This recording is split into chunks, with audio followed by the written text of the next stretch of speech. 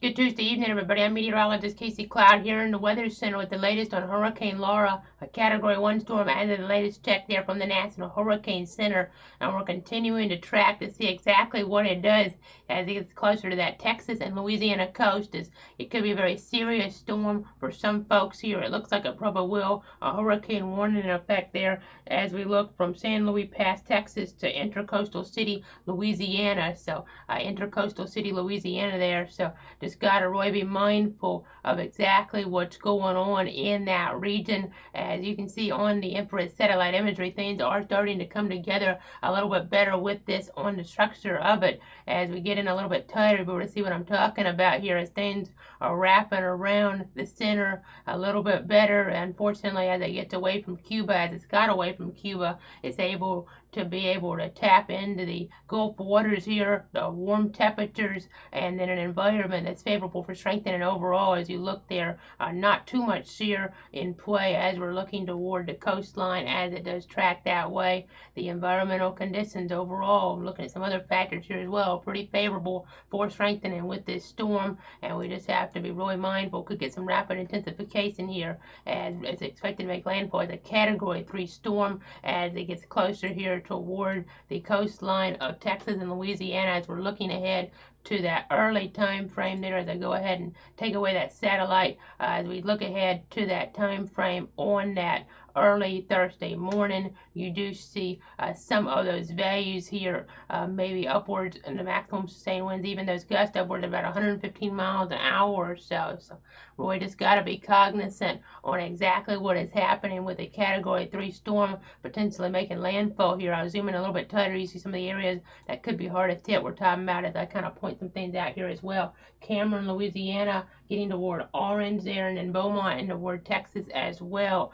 We just have to be really cognizant of what is happening southeast Texas, southwest Louisiana. This could be a very dangerous storm. There are some similarities here based on some model data, and I'll kind of get to this here in a little bit as you compare it to Rita, but you can't think about just one storm and then know that's what you're going to be impacted by a storm similar to that one, as all storms are different in some form or fashion. So you just have to be really cognizant here in toward this region. You gotta be paying attention if you're under a mandatory evacuation. Of course, you want to get out if you can, as it is very, very dangerous to be in those areas when you have that storm surge coming in. The areas that are most vulnerable, I'm talking about, especially here. So you just got to be really, really careful with this situation as it does track. You're going to even maybe see some hurricane force winds as you get up towards Shreveport, and those gusts at least as you're looking along that Texas-Louisiana border according to the latest forecast track. So this storm going to have an impact that's felt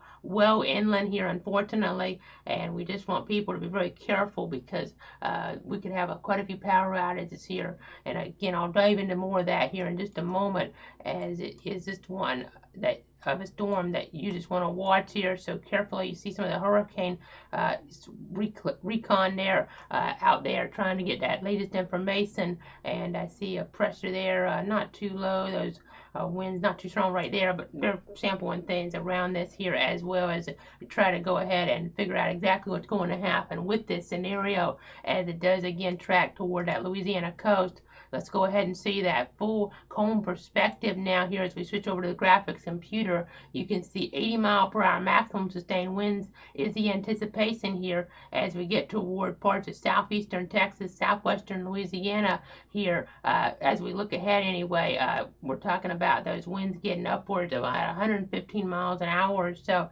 Right now we're at 80 miles per hour maximum sustained winds, and those winds will definitely be something that you'll have to watch to see how they translate down to the surface. That movement west-northwest at 17 miles per hour, and that minimum sensor pressure at 990 millibars. So you see the hurricane watch a little off toward the east here. That's in that pink color. That goes there as we're looking east of Intracoastal City to west of Morgan City. We also have a storm surge watch, storm surge warning. Those alerts in play here as well. We'll monitor things with that action. But again, there's the storm system. There's your cone. We got to watch in Houston still. Things are not completely out of all clear, really. I guess you could say they're not out of the realm of the possibility of maybe getting impacted a little bit more harshly out toward that Houston, Harris County area. Even some evacuations as you get closer towards some of those coastal zones taking place. And that European model, we're talking about a Category 3, or maybe even stronger hurricane, according to this run, tracking toward Beaumont there late Wednesday into early Thursday. And this will cause very, very dangerous wind gusts, destructive conditions, really. Storm surge will likely cause major problems as well. And I was mentioning it, some similarities between Rita. Maybe we'll just have to wait and see, though. Again, all storms are different in some aspect. So you just have to pay attention here as we have a lot of different variables in play, and we still have a shift west to shift east here. You just got to be paying attention as you're in that region. If you have family and friends there, I know many of you watching maybe from North Florida and South Georgia wanting to know what is going on, and I just want you to kind of make sure you let your family and friends know about this, so at least they're paying attention on this, as we're not going to have any direct impacts around here into North Florida, South Georgia. We're just having warmer temperatures here and some drier conditions for the time being, but we'll see an increase in moisture here as we get later into the week and the weekend. So that's something to pay attention to. But back to the storm here, a devastating impact. It looks like it's going to be felt. Winds there maybe 111 to 129. That's what you get with a Cat 3, and we're going to be there in that range. It seems like, according to the latest forecast, the latest official forecast. Just got to be taking this storm so seriously down there. And some more information on it here on Laura. If you're in the path, you just want to go ahead and secure property. Now, you want to decide whether evacuation is necessary, but of course, if you're under a mandatory evacuation, you're urged to leave there in that scenario. If you choose to stay, remember that electricity could be out for an extended period of time here. We could have the impact felt well inland. Some areas you don't want to really evacuate. You don't really need to, but you're still probably going to lose some power. So you got to charge up those devices there as you're looking ahead to that, and have those important supplies on hand, because you might need some food there, non-perishable food to get you through it, some water there as well. And you have not that much time to prepare, really, as we're looking tomorrow night about 8 o'clock there. As we get towards some of these areas, it'll pretty much be too late to prepare by sunset. At least it'll be too late really to prepare, as the conditions will be deteriorating along the coast. Could even have some of that storm surge impact being felt a little bit earlier. So we just have to be really cognizant of what is happening. And then as we get inland here, as we get late into the night into early Thursday, you're going to see that impact going all the way to Shreveport, even into Arkansas. Could have some tornadoes up that way as well. We're going to watch that scenario here. And as we look at that peak wind gust forecast, you see some of these different values. This is something that I put together, though. I'm relying heavily on the National Weather Service information here. I've kind of used some Euro information to go a little higher on Houston, just to be on the safe side if there is an adjustment. We don't want people in the Houston area to be caught off guard. And I know their forecast is quite a bit higher for the Galveston region, not too far away from Houston. So I just kind of wanted to go a little bit higher on Houston there in Harris County with 45 mile per hour peak conditions there in terms of those wind gusts in toward that region. And as we get off toward the east, though, we're talking about Beaumont, Lake Charles. They look like they're going to get the brunt of this in terms of some of the bigger cities. So coastal areas will get even a bigger brunt, probably looking down toward Cameron there. We're seeing Port Arthur there in toward parts of southeastern Texas as well. Those areas could give you even worse conditions potentially, depending on the ultimate track of this. But Beaumont, 110 mile per hour gust possible in toward that region. Lake Charles, a peak gust there to about 105 miles per hour. And as we get toward areas like Lufkin here, toward Alexandria, you see the numbers still pretty high. Those numbers indicative of winds that can knock out power. Again, we're talking about the peak gust, so we could have a couple of them to about this level here, just depending on how things evolve. So we just have to be cognizant of that potential here. Lufkin, again, that's well inland. I guess the hurricane force is what I'm predicting right now, and that'll be pretty problematic there in eastern Texas. So you just got to stay tuned. And what could even be more problematic, unfortunately, is that storm surge threat associated with Laura. We're talking about, unfortunately, devastating to catastrophic storm surge possible. We're seeing here as we get toward that region, especially as we get near, it looks like the Sea Rim State Park here over toward Intracoastal City. We're talking about storm surge 9 to 13 feet above ground. So a really serious threat there. We're also seeing that concern around Sabine Lake, Calcasieu Lake as well. So just really want to evacuate there if you're urged to do so, because that storm surge could be life-threatening, could be deadly here. Unfortunately, could have some significant impacts that last for a while in these areas. But even areas out toward the west and east of that bullseye could still be impacted pretty severely. You see 7 to 11 feet from Intercoastal City to Morgan City, and from Port Bolivar there to Sea Rim State Park, 6 to 9 feet of storm surge. So we're talking about a threat in those spots that people just need to be cognizant of. I know Ike back in 2008 there was catastrophic for that Port Bolivar area, the Bolivar Peninsula. We were just seeing some really, really terrible images coming out of that area. So you just have to really be paying attention here, and again, heeding those evacuation orders. As we look here, you saw again that storm surge concern. We were talking about that storm surge warning in play there as we got over toward the San Luis Pass area, and that extended all the way to the mouth of the Mississippi River.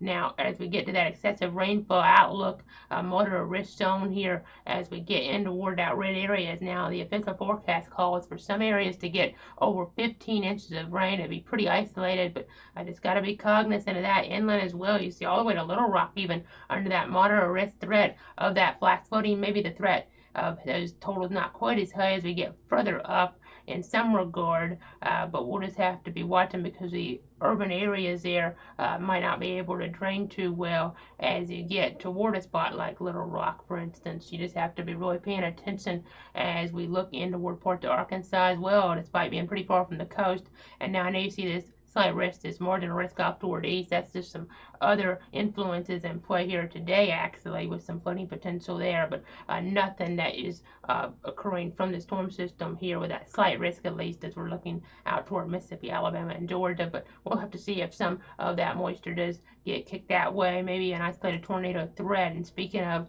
tornadoes here, as we look at the enhanced Fujita scale, generally with your tropical systems, not always, but generally we're talking about storms that'll cause light to moderate damage, those tornadoes, but some of them could cause considerable damage. I know we saw even severe damage as we got there toward the New Bern area, or somewhere there as we look toward eastern North Carolina, Bertie County, I should say. I think we're pretty close to New Bern, actually, but Bertie County there is what I'm talking about in eastern North Carolina. They had severe damage. A deadly tornado came through from east to east, so you just got to be ready here to take shelter when you're under a tornado warning. You have a tornado watch in play. I know we had that tornado watch in play yesterday as we got out toward the Albany area, for instance. That Albany area was under that, but luckily Roy didn't see anything materialize in toward our viewing circle in terms of that tornado threat. So that's the good news, but we're just getting busy in this season. I know we crossed Markle off the list officially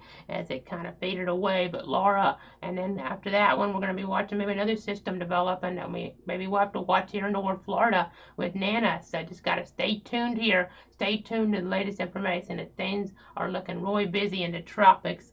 I'm going to go ahead and pull up our other system here again as we look back at what the expectation is toward the Gulf Coast. Again, a serious threat that we just got to be really ready for. If you're looking towards southeast Texas, southwest Louisiana, you see a major hurricane making landfall here, it seems, and as we get toward that time frame, as we look in toward this region, as we look toward that Thursday morning. So just not good. As I look at some other things real quick, I know you might be wondering what the radar looks like around the Jacksonville area, because that's what we generally cover on these updates, and that's where I'm at in the Stark region, for instance. So I just want to go ahead and quickly go over to the Doppler radar to show there are some showers around here, some thunderstorm activity trying to get going here. As we look toward Columbia County, for instance, you see a little wind energy, but nothing severe. The rain chance is a little lower around here for now, but we're going to see that moisture come back into the picture as we look ahead later on into the period, and those hot temperatures will stay around. Those heat index values pretty high, so just remember to drink plenty of water around as we're seeing those temperatures there that are pretty warm. Again, those heat index values dangerous, so just again, I want you to be really cognizant of that potential in toward the local area. But back again to the hurricane threat here. Beaumont right now looks like the bullseye here over toward Port Arthur. And even in the word Lake Charles region, they got to be watching really carefully here because things could evolve here in a way. If it shifts to the east, more of an impact on them. To the west, more of an impact in Houston and Galveston. So people have to be ready in those regions here that aren't necessarily in the bullseye, because tomorrow it could change.